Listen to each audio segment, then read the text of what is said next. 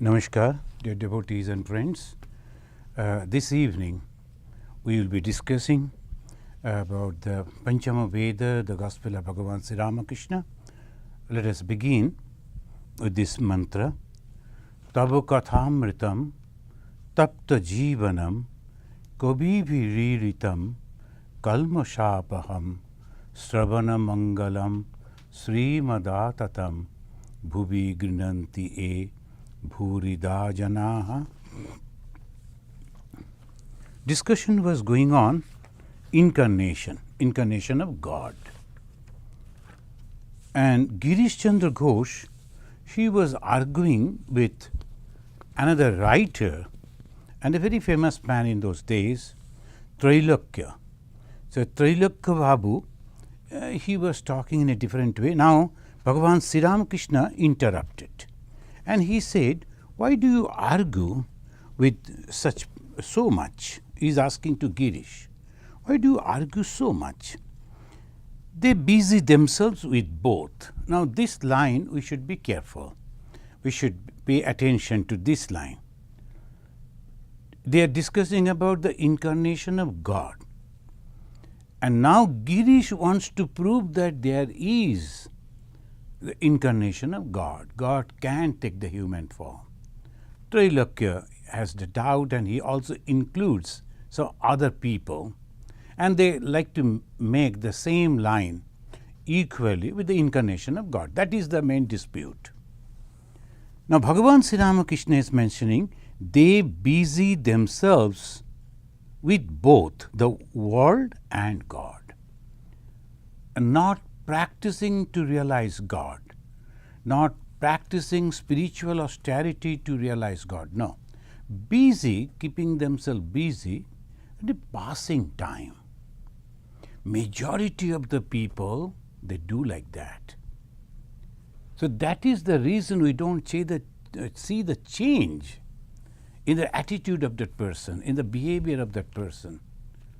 In his character there is no changes.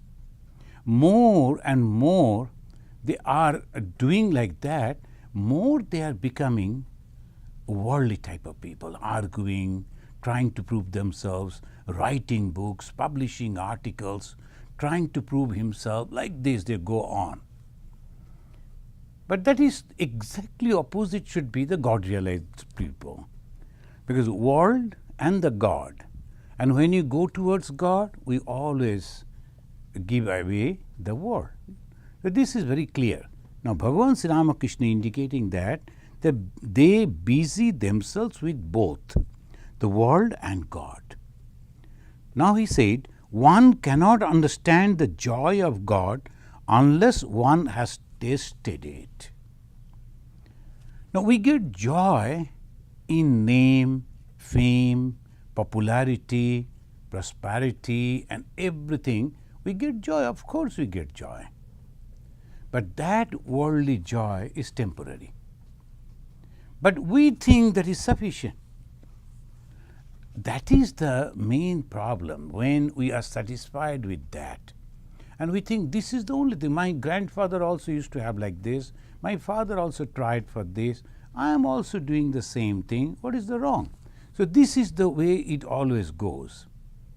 But when they think, no, I must realize God, and God realization and the joy of God realization, these are the things that we must understand. Otherwise it is impossible. So they are thinking that Sri Ramakrishna is mentioning, one cannot understand the joy of God unless one has tasted it. Then he said, worldly people talk about God only from hearsay. Worldly people talk about God only from hearsay. Hearsay means just they talk about God like that. And we always encounter, we always experience, we always see the people, those who have not practiced anything, they always talk very lengthy way, they will be talking like that because they feel joy in that. They think, oh, why not? Let us give some the opinion about the God and all this. So that is the Sri Ramakrishna's observation about the worldly people. He is telling like this: worldly people talk about God only from hearsay. But that doesn't matter. I don't blame such people. Can all comprehend the indivisible Satchidananda? I don't blame those people. It is not possible for all to understand Satchidananda, that is Brahman. Can anyone comprehend that? Majority of the people, if they have some property, some house, some wealth, some popularity, some acceptance in the society, they are very happy. And they will be going on telling, oh, these are the things that we have achieved in God and all that.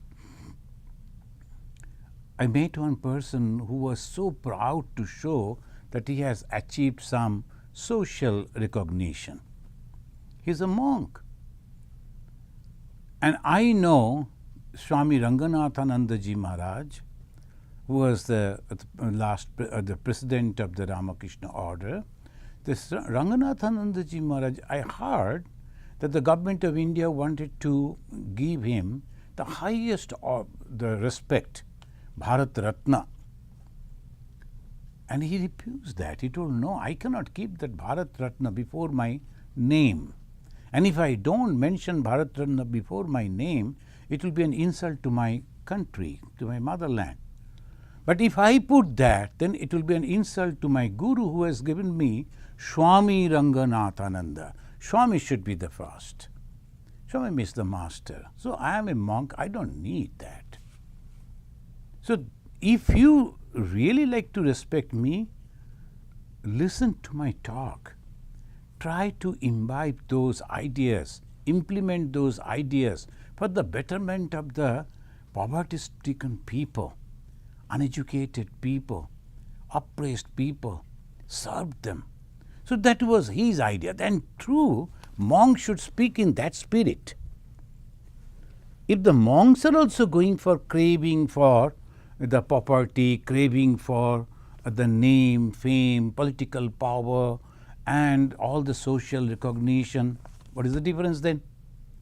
That means they are thinking that they are going towards God, but in reality they are not. It is exactly opposite. What the monks they do? They serve the people. When you give the classes, when you give the talk, when you meet people, when you publish the magazine, only object is to aware majority of the people about their divine qualities that is already in them. The morality that is there, they should have that. Otherwise, it is not possible. They should manifest that morality. That is the main idea. But the other people, they don't care about that. This we have to understand. Now, this is only very lower level. And think about incarnation of God. So Bhagavan Sri Ramakrishna said, I don't blame such people.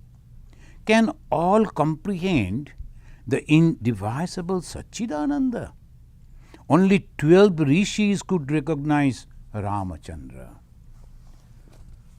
Friends, if we see the growth of Hinduism, we will understand how slowly and very carefully they have introduced the highest philosophical thought in the masses and given to the society.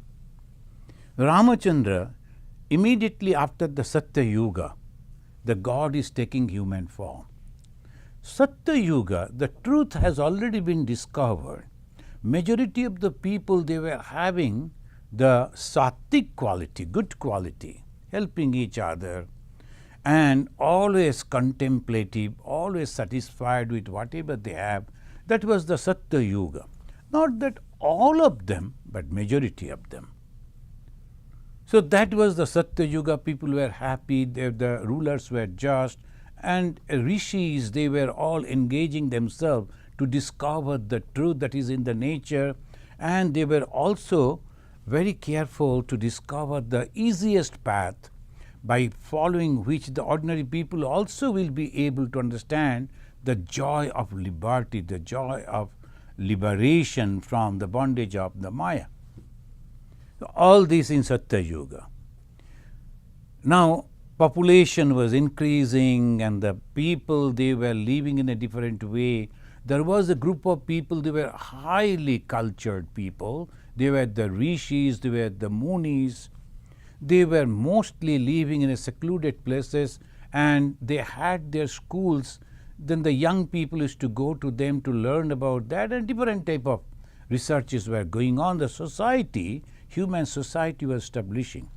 So Bhagavan came at that time in the form of Sri Ramachandra, but he didn't say anything about this incarnation of God at that time. Why? People were not ready. Ordinary people were not ready. The munis, there were so many hundreds and thousands of munis. They were researching the different things, including the spiritual life. Only 12 of them, according to Bhagavan Sri Ramakrishna, only 12 of them they understood. When I was reading the Bhagavata, then I found that one after another, the Sri Ramachandra meeting the munis, and Sutikshna Muni, he was waiting for Sri Ramachandra. He was a realized soul and he was about to give up his body, but he was waiting for Sri Ramachandra to come. Sri Ramachandra, hardly 14, 15 years young man, and he was banished and he was going into the forest. How come Muni knew? Achha, okay, maybe that news spread it, Muni also came to know. Then when the Muni came, he said, I am supposed to leave my body, but I told that I won't go until I see Sri Ramachandra. Why? Because all through my life, I have practiced austerity to realize the Brahman. And when that Brahman has taken human form, how wonderful it will be. Won't I see that? That was the Sutikshna Muni. So he knew that he is that Parama Brahma and Shuddha Brahma Parat Pararam. Afterwards, when they composed about Sri Ramachandra, who is this Ramachandra? Shuddha Brahma. He was the pure Brahman. And that Shuddha Brahma, he has taken the human form. Afterwards, people accepted, because the mind was ready to understand that. But at that time, only a few munis, 12 of them, they understood that. But they didn't disclose, because the other people won't understand. Rather, they will think, what is this? A human? We are worshipping him as God? Then came the Krishna after Sri Rama. The Satya, Treta, Dwapara. Then Dwapara, Sri Krishna came. He wanted to tell people that it is possible the God can take the human form, because that consciousness who has created the whole universe, can't he take human form? And why human? The Hindus, the traditional Hindus, they believe that in different time, a different form the God took. Sometimes a huge fish to save the world, and the huge bow, so to save the world. Every time he is helping the human to saving them, and that was the way the God was taking the incarnation. Like the fish, like the animal, and slowly, slowly, slowly, a dwarf, a human, but at the same time short. Then came the full Sri Ramachandra, etc. So those who believe, they believe. But if you see that slow development, and slowly, slowly it comes to the complete that Sri Ramachandra, and then Krishna. And Krishna is showing lot of miracles, varieties of miracles. Even then, the people could not accept him as the incarnation of God. Rather, majority of them, they thought that it is all magical power. This person is having some magical power. Look at it. Minds were not ready. When Sri Krishna came as an ambassador of the Pandavas, and he wanted to plead that give the 5 brothers only 5 villages, and they are not going to challenge you. You enjoy the whole huge property.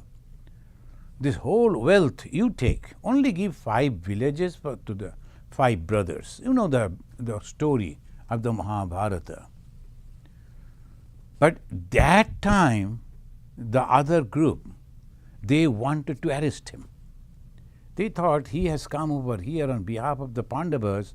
Now if we can arrest him, he won't be able to go and give them all this information. Moreover, he was very intelligent. He is guiding them. We can stop that also. The Pandavas won't get the very good friend and guide. At that time also, Sri Krishna showed that huge form, Vishwarupa Darshana, the word that they use, Vishwarupa Darshana. He showed that the whole universe, he is belonging, he is the Vishnu, he is the main creator. Now what was the reaction? A few only, Vidura, then Bhishma, and Osama, only few. All others, they started thinking, oh, he is showing the miracle. This person is having the tremendous power to show the miracle. It is all miraculous thing. They never believed him as incarnation. So Bhagavan Sri Ramakrishna is mentioning, all cannot recognize an incarnation of God. Some take him for an ordinary man, some for holy person, and only a few recognize him as an incarnation. Friends, I was giving the class on the Bhagavata, and there in that Bhagavata, when I was reading that all this, the great war was over, and Duryodhana and the group, all they were killed. Pandavas, they became the kings, particularly Yudhishthira, the elder son, he became the king. But Yudhishthira, though he was constantly getting the company of Krishna, he was in the company of Lord Krishna, he was advised so many times in so many different ways, the Krishna saved him in so many times, even then he could not accept him as God. Why? Because he was thinking it is not possible. Krishna is one of our relatives, and he is a very intelligent person, really very courageous person, he is a very good politician, and that much, and he is guiding us. He was having respect for Krishna, high respect for Krishna. As Bhagavan Sri Ramakrishna is telling, sometimes the holy man, they used to say, he is also a very holy man. But the Yudhishthira, when going on lamenting, oh, I have committed sin, oh, I have committed sin, I have killed so many people only for little this. Krishna, the Lord, the God, he was guiding them, asking them, urging them that you must fight this war, because to establish the dharma, righteousness, good people should always win and bad people should be destroyed. The good quality and bad quality, the bad quality should be abolished, destroyed. So Lord, the God, he was siding the Panchapandava, both the good and bad, that all came from the God. And God is always inspiring us to be in the good side of the good. And Yudhishthira, who is highly respected because of his calmness and also a pious person, he was always truthful, but even then Yudhishthira could not understand that Krishna is an incarnation. Arjuna saw that Krishna showed him that he is actually holding everything that is happening because of him. Arjuna saw. That moment he said, oh, nashta moha smritil labdva. Yes. All this delusion, now it has gone, and I have realized that you are the God. Then afterwards again he forgot. He had the respect. great love for Krishna, but at the same time never could 100% accept that he is an incarnation. So if you read the Mahabharata, if you read the Bhagavata, you will find then everything was over. The Krishna saved the Uttara's son. Uttara was pregnant, and Uttara felt that someone is trying to harm, and then she came running to Krishna, not to her. They were also very powerful, the Panchapandavas. Her husband was killed, but they were there, Pandavas were there, but not to Arjuna, not to Yudhishthira, not to Bhima. She never prayed to them, she was praying to Krishna. Why? This young lady, she understood it is the Lord God who can save my son. Because then the Krishna immediately understood that's the very, they trying to kill the fetus, the baby was still in the body of that Uttara. This is the first time the Lord entered into a human body. Every time Lord only created through Maya, Eva. But this is the first time Bhagavata is going on telling people that this is the first time, because God loves his devotees so much. And when they cry and beg for help, God cannot restrain himself. He entered into the person of the lady and then saved that. Parikshita afterwards, the great king. Now this is the Lord Krishna. The Panchapandav could not understand him.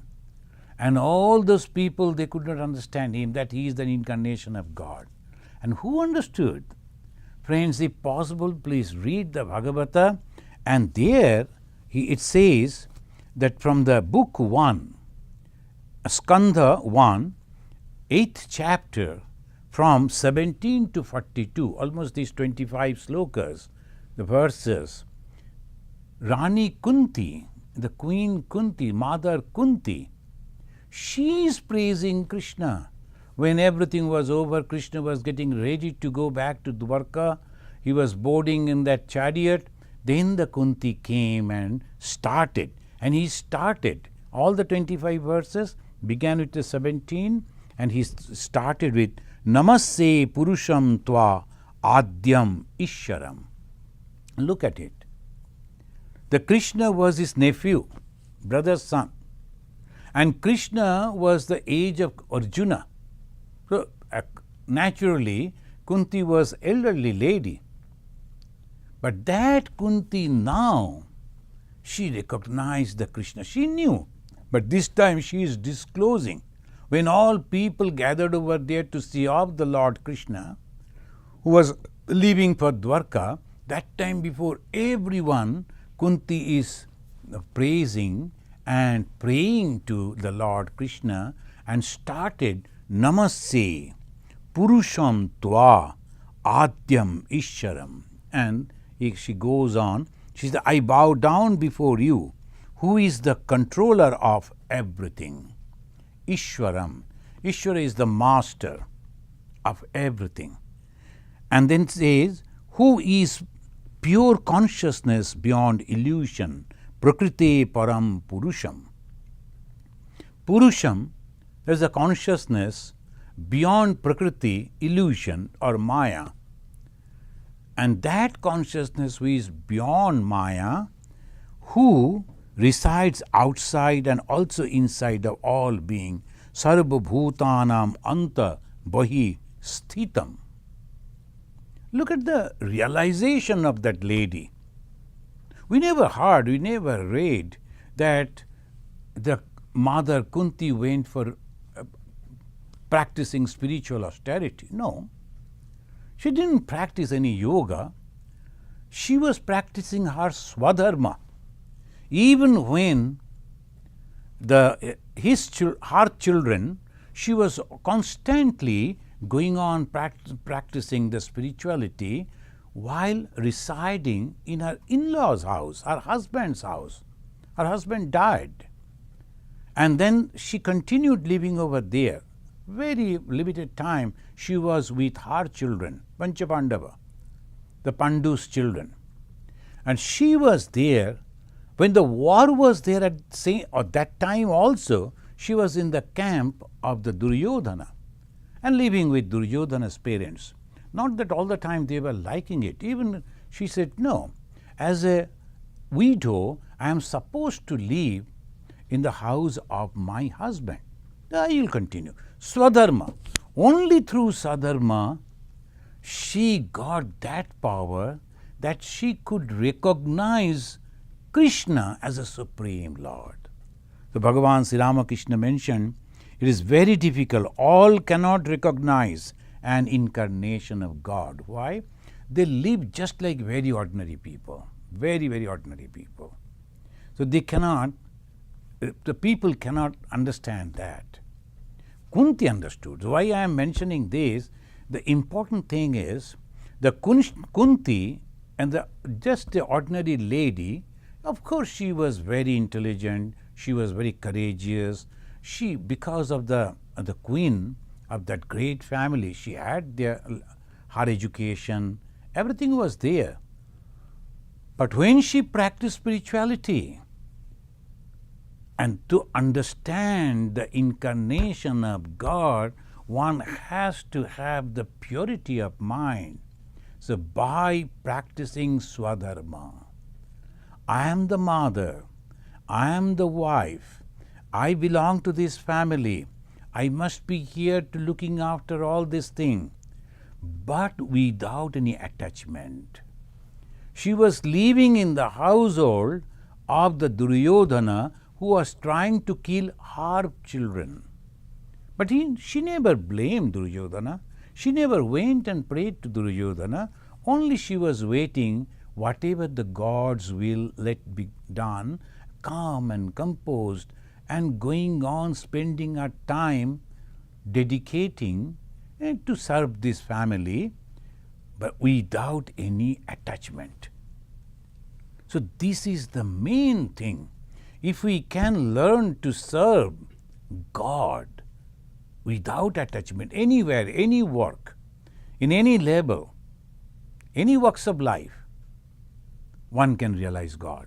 So that is Kunti's life, and she is going on telling, and she is telling that who resides outside and inside of all being, Sarva Bhutanam Antar Bahistitam, who is beyond the reach of human senses, Alaksham. In the 17th verse, Alaksham. We cannot understand why, because it is beyond our senses. How can that? I was telling some people, computer can say anything. Nowadays Google is the greatest guru of everyone. Anything that you say, ask Google, immediately Google will be able to. Ask about the medicine, Google will give the answer. Ask about politics, Google will give the answer. Ask about the road and the places there. Now, Google knows everything. This is now the new coinage. I Googled, when I searched in there. So that's all coming. But can Google tell who are the software developers? No. Why? Because that has not been fed to that machine. Google is a machine, very highly intelligent machine. And who created it? Another qualified person. And if that person is not feeding, giving the data about himself or herself, Google won't be able to tell anything about that creator. Similarly, the creator of this universe, who is God, he has given so much of intellect to the human being, but didn't give that information. And to give that information, he took the help of two. One, himself, taking the human form, living with the human people, growing up with the human people, and then guiding them. Look at me. I was also born like you. I also grew up like you. I was also facing so many troubles like you. I am also having so many other things just like you. But even then, I know everything. You know how? Because I am not attached to those. That is the only thing. Non-attachment. Attachment, non-attachment. The moment one can develop that, though it is very difficult, because it's the God's Maya, and we can understand God's Maya is so difficult. And we have to go beyond that. As Sri Ramakrishna is stating, it is possible. The mother Kunti recognized Krishna as God, but the others could not. And she is concluding, Sri Krishna Bhagavan Namaste. She is addressing Krishna, her nephew, a very young man than her, comparing with her age. Bhagavan, as the God, Namaste. I bow down to you. So these 25 verses are very important because recognition, a realization, understanding of God in human form, that is Krishna. Another person was also understanding. Now, again, if you continue, you will find that the Yudhishthira, he came to Sri Krishna and wanted to know something about the political thing, how to rule the country, this, that. Krishna told, see, why you are asking me? There is another person over there waiting, that is Bhishma. He is a great personality. And he only will die when he wishes. Still there. Why don't you go to him? Beg the advices from him. And when they went over there, what the Bhishma said? He looked at the Krishna and said, I know, God, you are so kind. I was going on praying that I will only die when my Ishta Devata, my chosen ideal, my God, will be standing before me. Otherwise, I won't die. So now you have understood that time has come, the best time to die. Uttarayana, Dakshinayana, all these Hindus, the traditional Hindus, they believe it. So this is the time I should die, and look at it, you have come to me. Yudhishthira, he is accompanying Krishna, he is coming. But Yudhishthira couldn't understand these, but Bhishma understood. So friends, if we even live with the avatara, we may not understand that. Very recently, on the bank of the Ganga, Bhagavan Sri Ramakrishna, who is the embodiment of Rama and Krishna both, he himself declared, he is the Lord Vishnu. Now so many different incidents that proves that. If someone don't believe, that is what to do. Doubting Thomases, they will be like that. But those who believe that, they know Sri Ramakrishna. And look at it. When the gospel that we are reading, the writer of the gospel, the composer of the gospel, he was just like going on writing the conversation, the shortened writer like that. This person went with another friend, and that friend was Siddheswara, Sidhu. But we don't find a Sidhu visiting second time. He is the person, the Siddheswara, the friend, the Sidhu. He took this Master Mahashaya to Sri Ramakrishna. He also saw the living God. But look, that unfortunate, he never could understand that, and that is the reason he never visited God second time, almost. So far my knowledge goes. He never visited that. So this is the way we should understand that it is not for all. Who can understand? If the mind is completely free from the worldly attachment, worldly objects, worldly desires, that is called purification of the mind, pure mind, then only one can understand it, otherwise not. So Bhagavan Sri Ramakrishna, he is mentioning that it is not everyone can understand. All cannot recognize an incarnation of God. Some take him for an ordinary man, some for a holy person, and only a few recognize him as an incarnation. And this is very, very rare, very, very rare. Some people will be telling, oh, we cannot accept Sri Ramakrishna because he was worshipping goddess Kali.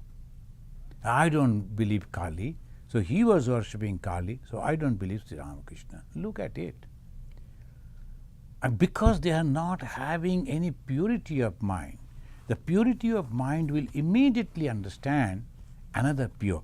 So we will continue and we will find how Bhagavan Sri Ramakrishna in a very unique way teaching us who can actually understand the Supreme God. He said like this, a rich man said to his servant, take this diamond to the market and let me know how different people price it. And he said that, take it first of all, to the eggplant seller. The servant took the diamond to the eggplant seller. He examined it, turning it over in the palm of his hand and said, brother, I can give you 9 shades of eggplant for it. Look at it. Here, the diamond and the eggplant seller, his idea goes into that because he never saw the diamond. He doesn't know the diamond. So he could not understand the cost of diamond. So he is telling, well, I can give you 9 seer, 9 kg. And what is that eggplant? Maybe hardly a farthing. 1 kg maybe one, hardly that much. And that means that little money, and he is telling that much I can give, otherwise not. And he examined it, turning it over his hand. Then he said, brother, I can give you 9 shares of eggplant for it. Friend, said the servant, a little more. Say 10 share. The eggplant seller replied, no, I have already quoted above the market price. You may give it to me if the price suits you. The servant laughed. He went back to the master and said, so look at it, servant knew how costly it is, and he was trying to give a chance to that man. And he is so ignorant that there are people, the worldly people, they will never understand the purity. They are so engrossed into that. And when they see their bank balance, so many 100,000 are there, so happy. Oh, so many 100,000 are there. Next day he will pass away, and that where the money will go, because he has not kept any will and he was not ready to share it with anyone. What will happen to it? He will go to the society, go to the bank itself or the government, I don't know. According to the rule it will be there. He himself could not utilize it, and he never could give it to other people for their development. So he could not understand.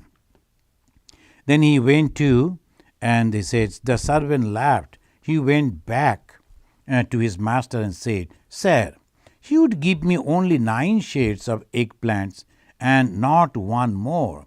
He said he had offered more than the market price. The master smiled and said, now take it to the cloth dealer. The other man deals only in eggplants. What does this he knows about the diamond? The cloth dealer has a little more capital. Let us see how much he offers for it. The servant went to the cloth dealer and said, will you buy this? How much will you pay for it? The merchant said, yes, it's a good thing. I can make a nice jewelry out of it. I will give you 900 rupees for it. 900 rupees. Brother, said the servant, offer a little more and I will sell it to you. Give it at least 1,000 rupees. The cloth dealer said, friend, don't praise me for more. I have offered more than the market price. I cannot give a rupee more. Laughing, the servant returned to his master and said, "He won't give a rupee more than 900. He too said he had quoted above the market price. The master said with a laugh, "Now take it to a jeweler. Let us see what he has to say." The servant went to a jeweler. The jeweler glanced at the diamond and said at once, "I will give you 100,000 rupees for it." Look at it. So that is the reason sometimes some people, when they, "Oh, what he ate? Oh, this he ate. So he is not a religious man. What he wore? Oh, this cloth he wore. He is not a religious man." The way they always judge. They're like the eggplant, the sailor or the cloth sailor. They don't know the cost of the grand diamond. So by this way, Bhagavan Sri Ramakrishna is mentioning the majority of the people, they do not understand. We should not blame them. It is the unfortunate that they do not. But one should be very, very careful how it is possible again and again. Our Sri Shankaracharya, he is mentioning in the Vivek Chudamani, Manashuddhi Karana, that you have to purify your mind. And what is the impurity? Selfishness. And how the selfishness come? Because of the ego. And ego covered the whole thing. I know all this, I have read this book, I have heard those things. By that way, the mind is always covered. So we cannot open up and see wonderful thing that is there. And this is what Bhagavan Sri Ramakrishna. He always says, whatever you know, it is okay. And try to listen to others also. And if possible, imbibe some of the good qualities from them too. And slowly, slowly, one thing you must know in the spiritual life, the spiritual life is only meant for God and not for the creation of God. The God has created this universe. And in this universe, there are so many things are there. If you want anything from it, you can get it, of course. Immediately you will get it. The God will be so happy to give you, but not the knowledge of the truth. We find this picture in the Upanishad also, Katha Upanishad. Many of you know that Nachiketa, the 3 boons he got from the king of death. The first one, the second one. Then the himself said, "Hey Nachiketa, ask for the third one." Nachiketa then wanted to know about the Atman, the self. He said, "Some people say it is there, some people say it is not.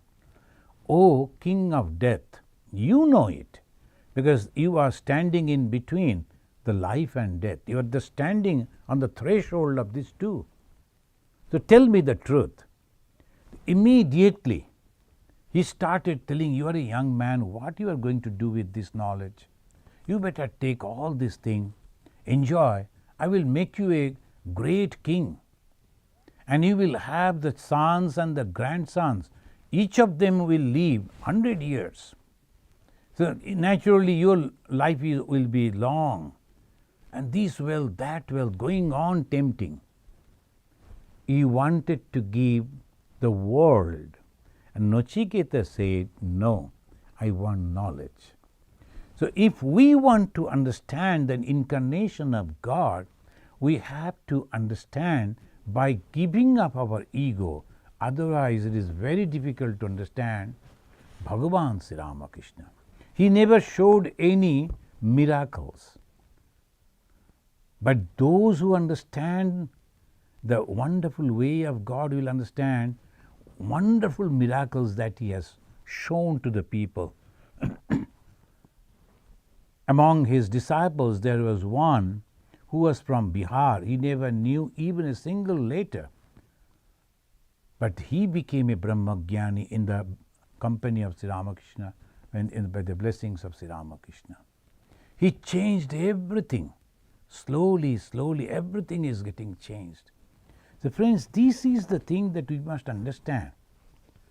Slowly people are understanding, different religious groups are understanding, these different societies they are understanding. All paths are leading to the same goal, which he declared in the modern time.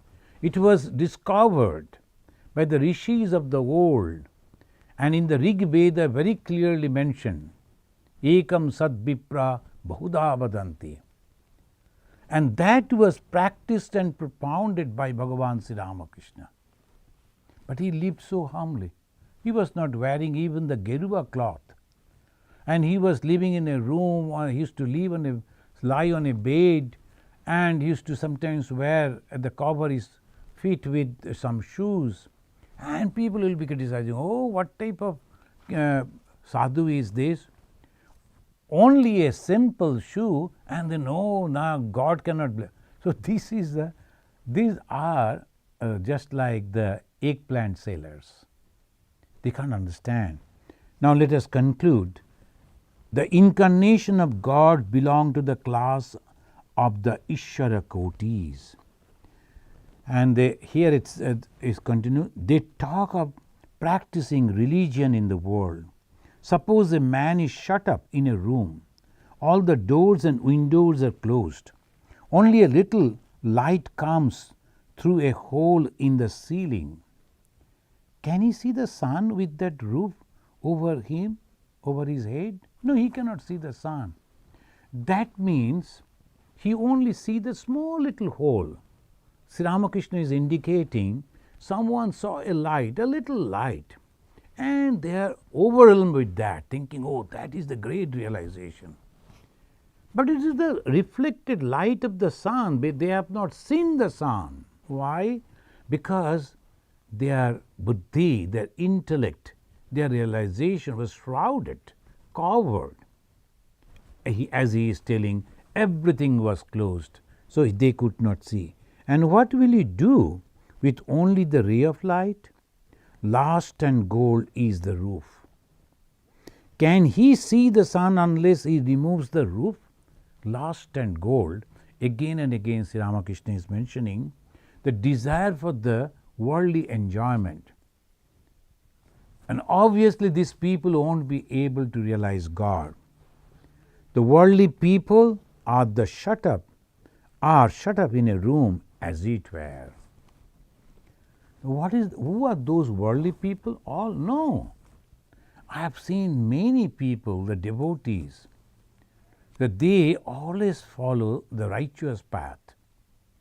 So when the children are grown up, then they will limit themselves, and every moment, every time, the beautiful routine they follow.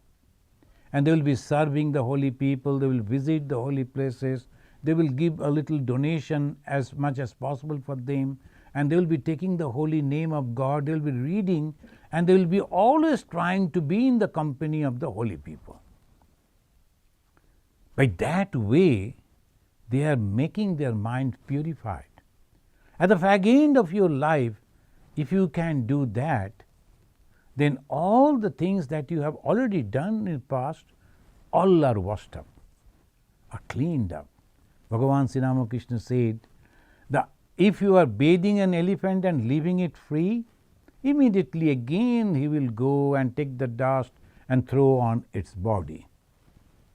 But if you bathe the elephant and tie it, then it will remain clean. The same way, whatever we have done in this world, because many of us, majority of us, after the education, got the job, earned money, settled down as a householder, the children grew up, whatever the responsibility as the parents we have done, we all practiced helped our elderly parents also. So we have done whatever was necessary, swadharma, like the mother Kunti. Then why those people should not realize God? Now the only thing, as the Mother Kunti, she, when they offered the mother, the Panchapandava, the mother, now you are the mother of the king, remain over here and enjoy. She told, no, my children, look at that. They are going away. I have to look after them. Both of them can't see. Somebody should be there to serve them. No attachment for enjoyment. The last and goal, last and goal, last and goal. As the Bhagavan Sri Ramakrishna is telling again and again, it is like this. There is no attachment. And the Kunti left with them. The same way Bhagavan is telling, if that is gone, then immediately your mind will be purified and you will see the whole sun. The incarnation of God belong to the class of the Ishvara Kotis. That is another discussion. The Ishvara Koti, the different jivas, and there's then some people, they are trying to be mumukshus, they are trying to get liberation. There's some of us like that. But the Ishvara Koti, they are completely free right from the beginning. So, to just comparing like that, Ishvara Kotis are the very holy people. They took the human form or different names and forms to help others. Though they are free, but still they are going over there to help others, like the teachers. The teachers are already passed from the school, but still they go to the classroom just like other students, not to learn, but to teach. So the teachers, they also go to the school, they also go to the classroom, they also follow the routine, but they are not students. They are not bound by that rule. They are free. So Ishvara Kotis are just like that. They also take the human form, they also take birth, they also grow up like us, they also live in the society, behave like any other people, but they are not bound by the cravings, desires, because they have come to teach us, to show us that if you want eternal joy, eternal happiness, the peace, you have to be completely detached. You perform everything, but detached yourself. That is exactly what is the teaching of the Ishvara Kotis. And Sri Ramakrishna is mentioning the incarnations of God are just like that. It is the God Himself. It is not the jivas that slowly they purified themselves and reached to that height of Ishvara Koti. It is the God Himself. They are also completely free, no bondage. But still they come, because if they don't, if they are not showing, then the people won't be able to go towards the path of liberation. They will grope in the darkness of birth and death. Why? Desire, desire, desire. The many millions and millions of people, they are thinking they are practicing religion, but they do not understand this little thing, that if you have the desire in mind, then there is no way to get the liberation. To teach that they come. The Bhagavan Krishna also in the Bhagavad Gita is telling, I don't have any responsibility in this world, but still I come and work. If I don't do this, the people will never understand, they never learn, and they will suffer. They are my best creator, my creation, my best creation, the human being. So the Lord is taking this form to help us. They roam about in the open space. They are never imprisoned in the world, never entangled by it. Their ego is not thick ego of the worldly people. The ego, the I consciousness of worldly people is like four walls of a roof, but the man inside them cannot see anything outside.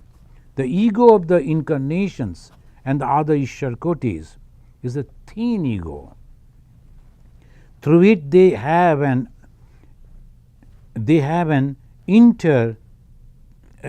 interrupted version of God. Take the case of a man who stands by a wall on both sides of which there are meadows stretching to infinity. If there is a hole in the wall, through it he can see everything on the other side. If the hole is a big one, he can even pass through it.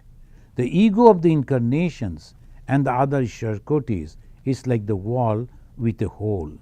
Though they are remaining on the side of the wall, still they can see the endless meadow of the other side. That is to say, though they have a human body, they are always united with God. Again, if they will, they can pass through the big hole to the other side and remain in Samadhi. And if the hole is big enough, they can go through it and come back again. That is to say, though established in Samadhi, they can again descend to the worldly plane. The devotees listen breathlessly to these words about the mystery of divine incarnation.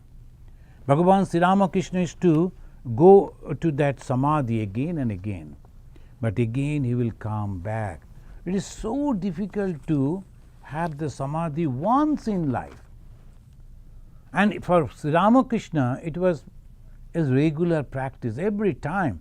Whenever he wanted, rather, he used to pray to the Divine Mother to keep his mind in the lower plane of this world so that he can talk to the people. Friends, try to understand, this is Sri Ramakrishna.